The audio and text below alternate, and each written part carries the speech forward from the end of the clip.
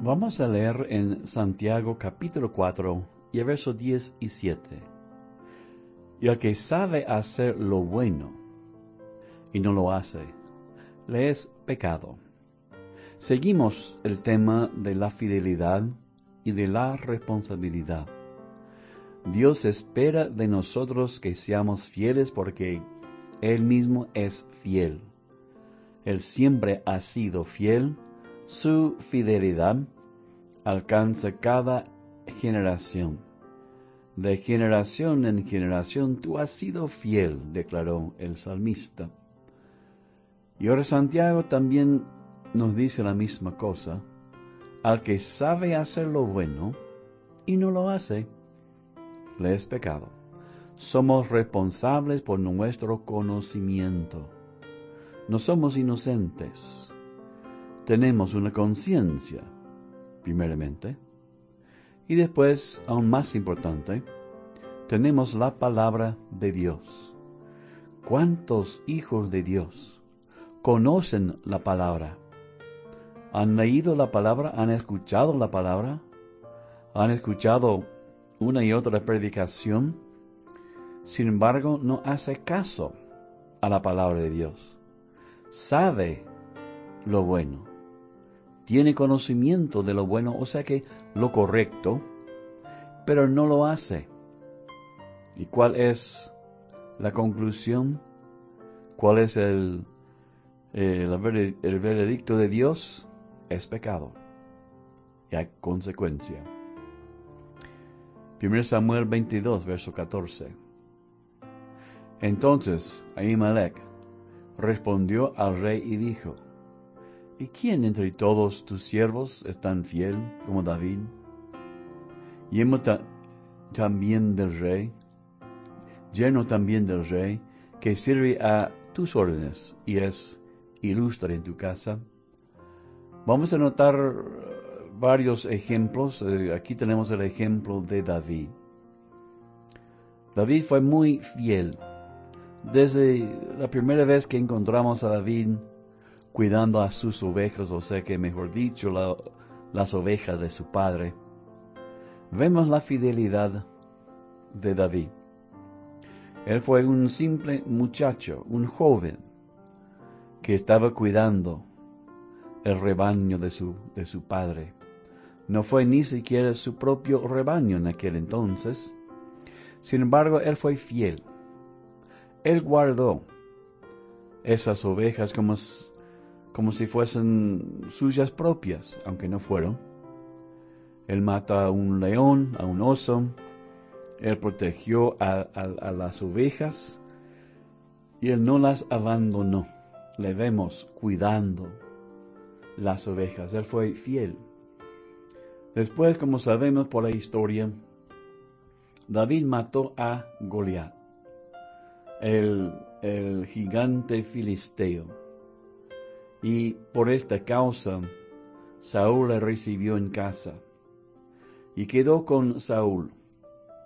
Pero después Saúl comenzó a tener celo, y hasta que quiso matar a David.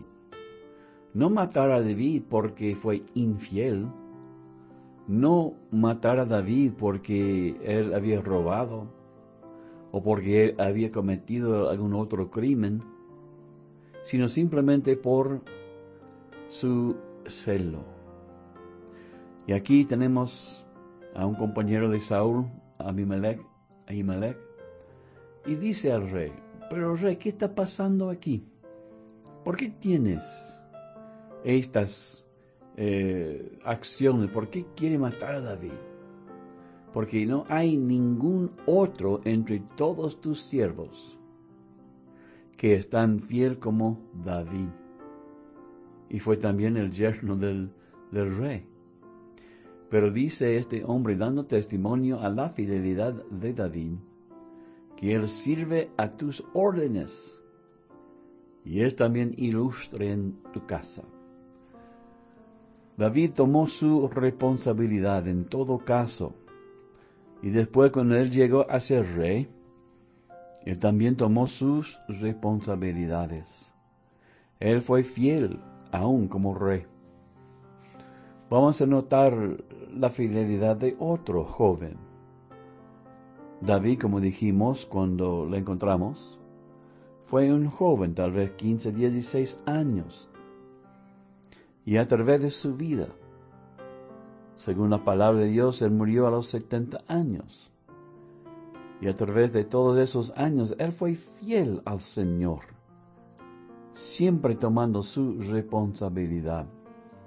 Y otro ejemplo de igual, del igual espíritu fue Daniel. Daniel 6, verso 4. Entonces los gobernadores y sátrapas buscaban ocasión para acusar a Daniel en lo relacionado al reino, mas no podían hallar ocasión alguna o falta, porque él era fiel, y ningún vicio ni falta fue hallado en él. Para mí no hay mayor testimonio en toda la palabra de Dios que el testimonio que vemos aquí.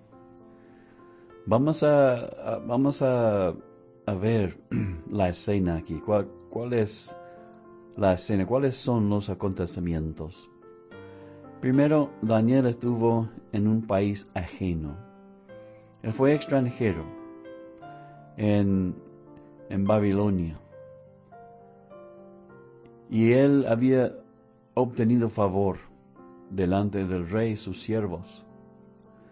Y él tenía un puesto muy alto. Llegó a ser un empleado del rey.